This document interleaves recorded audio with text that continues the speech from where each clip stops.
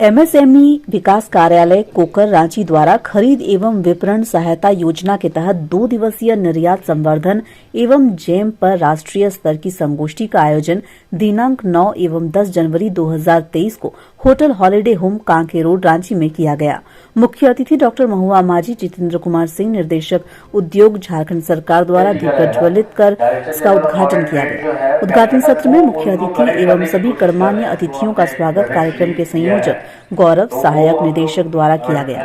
वहीं कार्यक्रम का मुख्य उद्देश्य भारत सरकार के एमएसएमई मंत्रालय द्वारा एमएसएमई इकाइयों को निर्यात संवर्धन, जैम, नए बाजार सृजन, राष्ट्रीय एवं अंतर्राष्ट्रीय बाजार में नवीनतम चलन, निर्यात की प्रक्रिया, निर्यात संबंधित दस्तावेजीकरण इत्यादि के बारे में बृहद रूप से जानकारी देना एवं जागरूक करना है। अनुसूचित जाति एवं अनुसूचित जनजाति के उद्यमियों के लिए उपलब्ध केंद्र एवं झारखंड सरकार की योजनाओं के बारे में विस्तार पूर्वक जानकारी दी गई।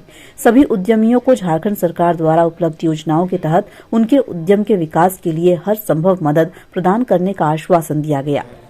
तो SC/ST को कैसे एंटरप्रेन्योर बनाया जाए, 17 साल हो गया है। इसके संस्थापक श्री मिलिंद कामले सर हैं और पद्मश्री अवार्ड मिला हुआ है उनको।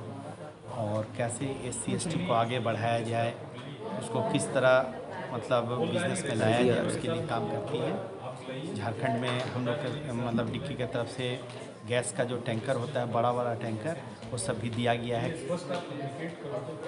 हम लोग का डिक्की का SBI सिडबी से टाई अप भी है कि कहीं अगर SC/ST को लोन लेना है, उसमें भी हमारी एक संस्था मदद करती है। कि जो SC/ST न्यू एंटरप्रेन्योर बनना चाहते हैं तो कैसे बनेंगे, कैसे लोन मुहैया होगा, कैसे ज़मीन मुहैया होगा, सरकार से समन्वय कैसे स्थापित होगा, ये सब काम कर रही है। और हमारे जो नेशनल में इंटरनेशनल चेयरमैन हैं मिलिंद कामले पद्मश्री, उन्होंने इस सारी बिंदुओं पर काम कर रहे हैं। इसके अलावा अन्य राज्य में जो है हमारे SC/ST के लिए इंडस्ट्रियल इलाके में अलॉटमेंट में आरक्षण का नीति बनाया गया है। कहीं कहीं 10% पर ज़मीन मिल रही है, कहीं 17% रिजर्वेशन पर मिल रही है। लेकिन दुर्भाग्य है कि झारखंड में भी ऐसा कोई प्रोविज़न या कोई उद्योग पॉलिसी नहीं आई है।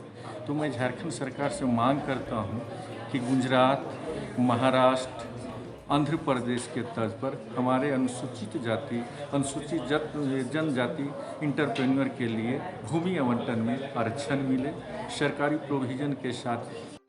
जो उत्पादक हो या अपने सर्विसेज ऑफ़र कर रहा हो, ये अपने प्रोडक्ट और सर्विसेज को वहाँ पर रजिस्ट्रेशन करने के बाद डिस्प्ले कर सकता है कि वो क्या प्रोडक्ट दे रहा है या क्या सर्विसेज ऑफ़र कर रहा है, उसका स्पेसिफिकेशन क्या है, उसकी प्राइस क्या है। और सारे गवर्नमेंट डिपार्टमेंट और गवर्नमेंट उपक्रम, सरकारी उपक्रम जो हैं, उनको ये निर्देश है कि वो अपनी जो भी प्रोक्योरमेंट कर रहे हैं वो टोटल प्रोक्योरमेंट जेम से करें। जैसे कि हम भी सरकारी डिपार्टमेंट है, इवन हम अपने को ऑफिस के लिए अगर एक पेन भी खरीदनी है तो हमें जेम पोर्टल पे जाकर वहाँ से परचेज करनी है। तो इसी सिलसिले में हमने ये प्रोग्राम रखा है कि सारे MSME को अगर अपनी रीच बढ़ानी है और गवर्नमेंट डिपार्टमेंट को अपना माल सप्लाई करना है, प्रोडक्ट सप्लाई करना है, सर्विसेज ऑफ़र करनी है, तो एक बहुत बड़ा मार्केट उनके लिए इंतज़ार कर रहा है।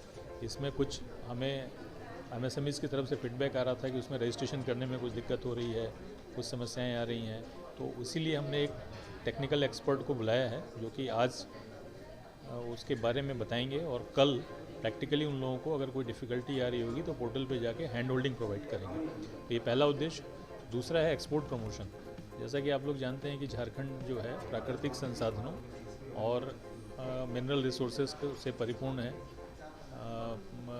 फॉरेस्ट के प्रोडक्ट्स यहाँ पे बहुत ज़्यादा हैं, बहुत सारे परंपरागत कलाएं हैं, बहुत सारी परंपरागत उत्पाद हैं जो कि यहाँ के लोकल मार्केट में काफ़ी प्रचलित हैं और अच्छे से उसको पसंद किया जाता है, लोग खरीदते हैं। लेकिन कुछ ऐसे प्रोडक्ट जो कि भारत से निकल के विदेश भी जा सकते हैं, तो उसको एक्सपोर्ट करने के लिए क्या ज़रूरत है, उसका लाइसेंस कैसे लें, किन प्रोडक्ट को एक्सपोर्ट किया जा सकता है, कौन सी कंट्री में करें, किस कंट्री के साथ हमारे दोस्ताना संबंध हैं, किस कंट्री में हमें सुविधाएं मिल रही हैं, इन सब की जानकारी डिटेल लेने के लिए हमने DGFT के विशेषज्ञ और काउंसिल फॉर एक्सपोर्ट्स जो कि मिनिस्ट्री ऑफ कॉमर्स की एक संस्था है, उनके एक्सपर्ट्स को बुलाया है।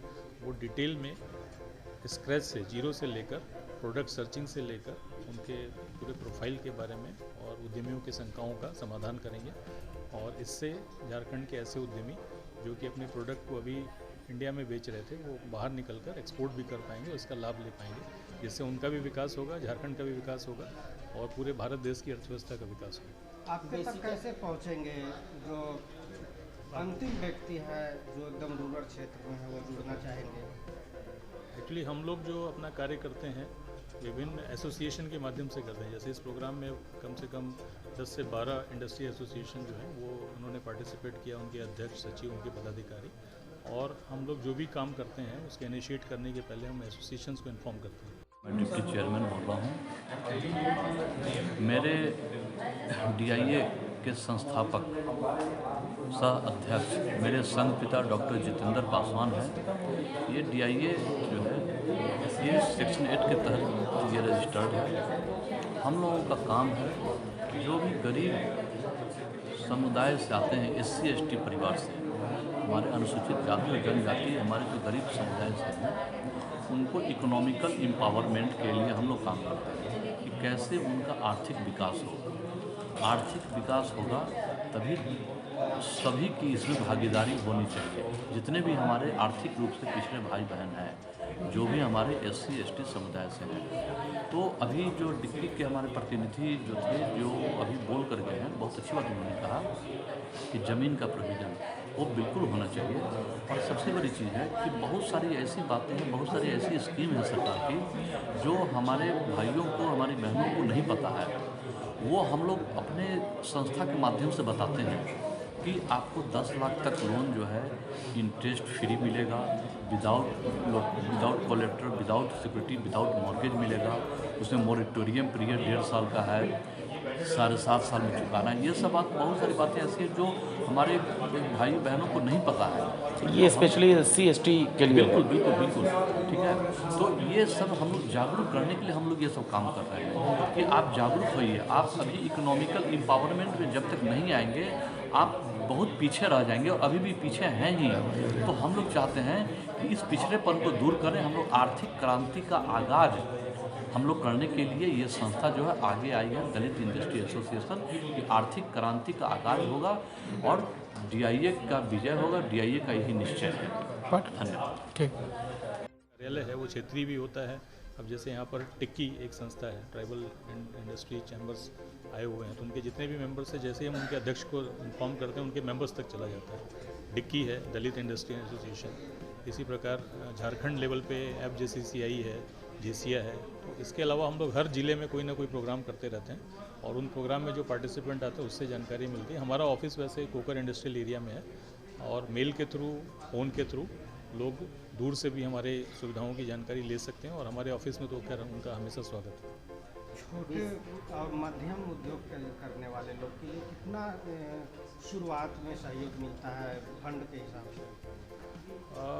MSME डिपार्टमेंट डायरेक्ट फंडिंग में तो मदद नहीं करती है, लेकिन हाँ ये सारी फंडिंग और सपोर्ट जो है वो बैंकों के माध्यम से होता है। इन MSME उद्योगों के लिए बहुत सारी स्कीमें हैं जिसकी जानकारी हम उद्यमियों को देते हैं, छोटे और मध्यम उद्यमियों को देते हैं और उनको ये बताते हैं कि आप जैसे मान लीजिए कि सपोज़ एक कोई अपना व्यवसाय स्टार्ट करना चाहता है और वो छोटे स्तर पे करना चाहता है। अब मान लीजिए कि तो प्रधानमंत्री एम्प्लॉयमेंट जनरेशन प्रोग्राम में मैन्युफैक्चरिंग के लिए 50 लाख तक का और सर्विस सेक्टर के लिए 20 लाख तक का है। तो एक स्कीम का एग्जांपल दिया मैंने। ऐसे ही स्टैंड अप इंडिया स्कीम है। स्टैंड अप इंडिया स्कीम में जैसे मान लीजिए कि हर बैंक की ब्रांच को निर्देश दिया गया है कि एक महिला उद्यमी को और एक SC ST उद्यमी को वो हैंड होल्डिंग प्रोवाइड करेंगे और लगभग 1 करोड़ तक का लोन उन्हें प्रोवाइड करते हैं। इन सारी चीज़ों को हम जानकारी उद्यमियों को देते हैं और वो फिर उनको बताते हैं, तो वो वहाँ पर जाकर लोगों को इसकी जानकारी देते हैं और इससे उसको फ़ायदा उठाते हैं। बेसिकली ये जो GEM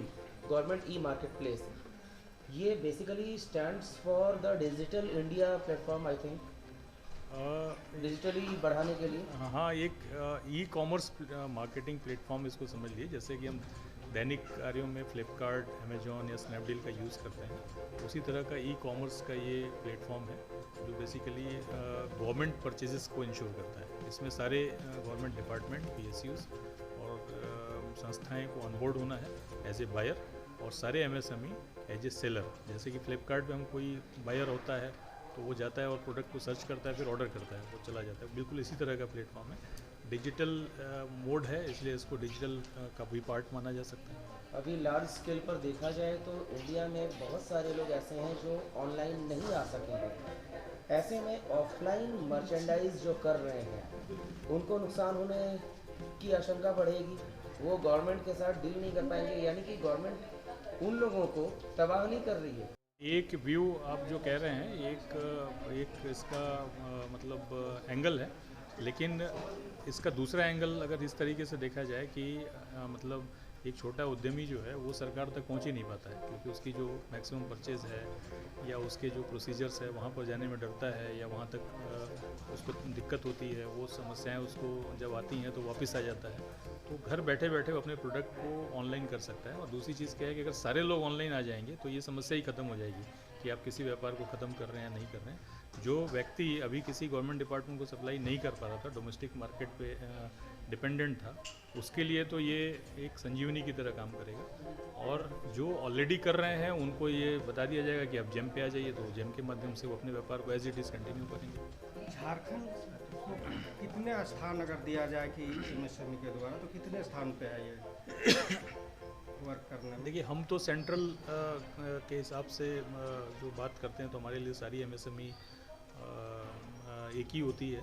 झारखंड में राज्य सरकार की तरफ से, क्योंकि झारखंड नया राज्य है, तो राज्य सरकार की तरफ से समय समय पर योजनाएं लाई जाती हैं और इन योजनाओं के क्रियान्वयन पे भी काम किया जाता है। कुछ इनिशियली कुछ चैलेंजेस थे जिसको कि सिंगल विंडो सिस्टम बनाकर पूरा करने की कोशिश की गई। इसके अलावा बहुत सारी हमारी ऐसी योजनाएं हैं जिनको कि उन्होंने एज इट इज़ अडॉप्ट कर लिया है। जैसे पब्लिक प्रोक्योरमेंट पॉलिसी में अगर हम 25% प्रोक्योरमेंट की बात करें, 3% SC ST और वुमेन के लिए 3% और SC ST के लिए 4% करें, उसको भी झारखंड सरकार ने एज इट इज़ अडॉप्ट किया हुआ है। तो इस ग्रोइंग स्टेट और यहाँ पर जो चीज़ें हैं वो प्रॉपर तरीके से चल रही हैं। मेरा नाम इंद्रजीत यादव है और मैं as a joint director and head of office MSME विकास कार्यालय, जो कि मिनिस्ट्री ऑफ MSME सेंट्रल के ऑफिस ऑफ विकास आयुक्त कार्यालय के अधीन फील्ड ऑफिस काम करता है। और हमारे माध्यम से, इस कार्यालय के माध्यम से भारत सरकार की सेंट्रल MSME स्कीम की जितनी भी स्कीमें और पॉलिसी और सब्सिडी की हैं वो हमारे माध्यम से झारखंड के उद्यमियों को हम लोग देते हैं। MSME के द्वारा कितने सहयोग मिला और आपको इससे कितना मतलब ये रोजगार दे सकते लोग?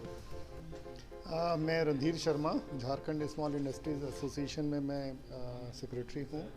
एंड सर का जो प्रोग्राम है बेसिकली MSME को सपोर्ट करता हुआ ये प्रोग्राम है। एंड अगर आपका क्वेश्चन का जवाब अगर मैं दूँ तो MSME एक ऐसा सेक्टर है जो उद्योग अपना कृषि के बाद सबसे ज़्यादा जो एम्प्लॉयमेंट देता है वो यही सेक्टर है। कृषि के बाद किसी को सबसे ज़्यादा